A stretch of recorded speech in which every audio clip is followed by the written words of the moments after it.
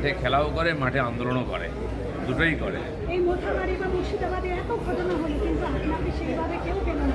যেখানে যে প্রতিবাদী দিলীপ সবসময় না না, সমালোচনা করে। যেদিন মুর্শিদাবাদ আন্দোলন দিলীপ ঘোষই ওখানে রাত্রে 10টা পর্যন্ত দুলিয়ানে ছিল, কোনো নেতা ছিল না, কেউ ছিল না। 11 তারিখ আমি মালদা থেকে ফিরছিলাম, পুলিশ আমাকে আটকায়।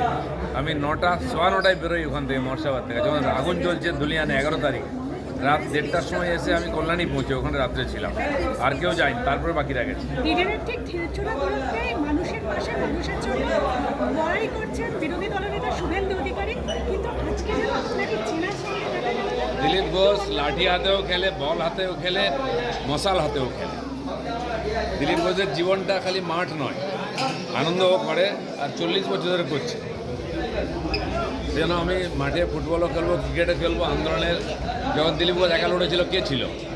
বিজেপিতে দিলীপ ঘোষই ছিল। লড়াইটা শিখিয়েছে দিলীপ ঘোষ। দিলীপ ঘোষ জিততে শিখিয়েছে বিজেপিকে। বিজেপি কোনো জেতেনি, তার জেতার পরে অনেক লোক এসেছে, জেতার আগে কেউ আসে। 26-এর প্রাক্কাল কিছুদিন পরে 26-এর নির্বাচন কতটা প্রত্যাশা আপনার বলবেন?